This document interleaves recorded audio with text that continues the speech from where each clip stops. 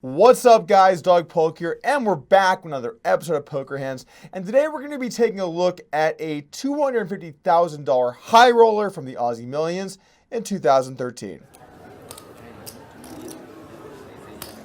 Raised to 100,000. This time it's a min race, 100,000. So he's varying things up a bit. He's found the 5-6 of spades.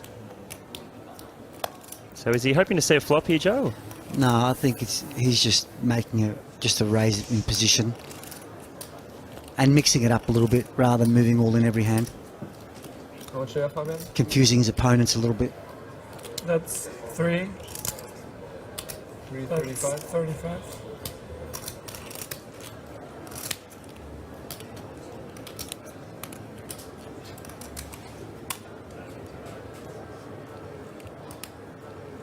Call. So Igor Kurganov's going to make the call. Can have With cards. the Jack 7 of spades. We'll see a flop. Our hand begins with Sam Trickett opening it up in the cutoff with 6-5 suited, and it's important to note that we currently are four-handed at the final table, so there's definite ICM pressure on some of the shorter stacks. Now, Sam Trickett on the deepest stack is in a pretty good position to make some moves, put the pressure on, and try and win some pots. Either way, with 6-5 suited, I'm going to be opening it up and looking to play some poker. Now, the action folds to Igor Kurganov in the big blind, who now has Jack 7 suited and a pretty easy decision to call. He flats, and we take a flop. Igor Kurganov's the first player to speak. 2-9-3 with 2 spades. So both players Check. have flopped the flush draw. Trickett doesn't want to see a spade on the turn here. Bet 80,000. 80,000. So Sam's bet 80,000. Action's back on Igor. Igor could quite easily check raise here with his spade draw.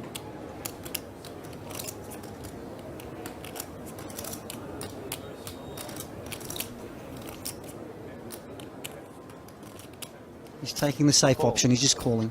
The flop comes 9-3 deuce with 2 spades, and now both players are secretly rooting for a spade. However, Igor has by far the best of it with 2 overcards to his opponent's hand and the higher flush draw. Now, Sam Trickett does have a straight draw to go along with his hand, which gives him some additional equity to improve, but he's definitely in a tough spot. However, when it is checked to him on the flop, he has a very clear bet, as when he improves to a straight or a spade, he can obviously go 3 suits for value, and should he not improve his hand, he has a very nice hand to look to bluff with. So I like the bet here from Sam Trickett on the flop. Now Igor has 2 decisions, or rather 2 choices he can make. He can either call, look to play turns, or he can go for the check raise. Now he ends up deciding to call, which I'm a fan of. If he does check raise here and his opponent jams, in pure chip value, he might be able to call it off. However, we're not playing we're not playing a situation where 1 chip equals $1. In these deep tournament spots, oftentimes you have to fold despite the fact your call might win you chips.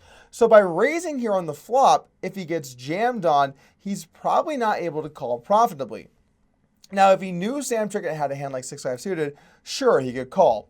But what about if his opponent had a hand like queens or kings or 2 pair or a set? In those scenarios, he's going to be way too far behind to call because, sure, he might be close to breaking even in chips, but when he loses, he gets 4th place money, and when he wins, he doesn't even ladder up. He still has the same guaranteed cash, albeit a bigger stack, but he still has the same guaranteed cash in his pocket. So I like the bet, I like the call. Let's play a turn. So we'll see the turn card, and it's the 4 of spades. Wow, what a card. That has made Sam Trickett a straight flush. He is absolutely unbeatable in this hand. And Igor Kurganov has got a jack-high flush, so he'll think that he's unbeatable. Both players will think they've got the best hand. This will be very, very interesting to watch. This is what we call a cooler, Jono. All the chips are going into the middle. Sam has the absolute nuts. He's got the best hand possible. Igor's going to call 100%. So Sam's bet out. Bet. He's bet 160,000 behind a check from Igor. So Igor's trying to trap him here, thinking that he's got the best hand. Little does he know that Sam is unbeatable. The turn happens to be a pretty run-of-the-mill 4 of spades, giving Trickett a straight flush. Well played, my friend. and Igor Kurganov a flush, a very serious cooler scenario. Now, you might be like, Doug, this is a cooler. What can they do about it? But we're going to break down their decisions from here because they are still relevant. Now, Igor checks, as he should with all of his hands, and it's over to Trickett. Trickett now has to make a decision. Is it better for him to check and look to play some rivers, maybe trap his opponent into improving, or bet the turn? And I'm generally an advocate of checking here on the turn because the thing is, when your opponent does call on a 9-3 deuce flop with 2 spades, it's a bit more likely their hand has a spade, so you are kind of hoping that they might improve to a 1 to a flush, you're hoping they might improve to 2 pair, you're hoping they might improve to 3 of a kind. Generally speaking, when you have the nuts in these scenarios, it's a little bit better to trap.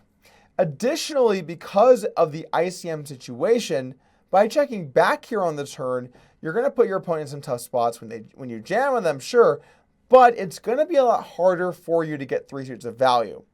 If Igor has a hand like a 9, he might decide to let it go at some point, fearing that while his 9 could be good, he will get 4th place money should he bust now. So, I can really go either way. I see the merit in betting. You build the pot, you get more value from a 9. That makes sense. At the same time, you always in poker want to work in some checks with strong hands so that you can raise your opponent later. That way, should you want to bluff in those spots too, you can mix in some bluffs. So, generally speaking, I would prefer a check. I understand the bet. I think it's a fine play. Back over to Igor, and now he has a decision to make. Does he call the turn, looking to play rivers as well, or does he go for the raise?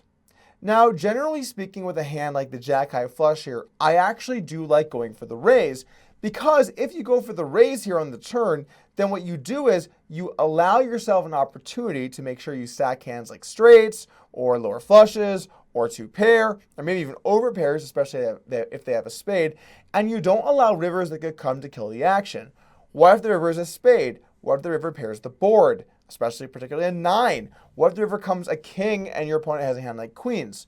So by raising these flushes on the turn, you give yourself an opportunity to stack your opponent. However, there is a drawback to doing this. If you decide to go for the trap, if you decide to not go for the trap and rather you decide to raise it, then when you do call, what does it say about your hand?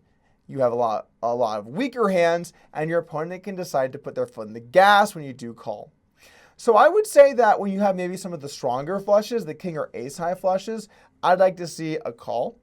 But with the jack high flushes, I actually do like going for the raise and like to stack your opponent. So I would say on the turn, I think both players have played this hand pretty well, and I think that sometimes in poker, you're just dealt the losing hand.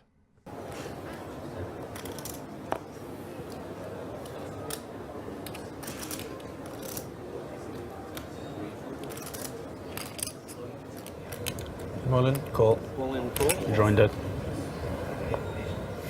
Oh my god. All in, call. Sam says you're drawing dead and shows in the straight flush. No mercy, Sam. Straight away, call, you're drawing dead. Seen this?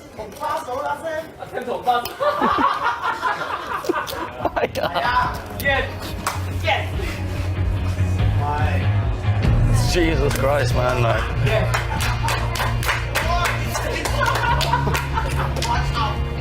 Sorry, Igor, at least you won $500K. Maybe now you can afford a haircut. I'm allowed to make that joke, right?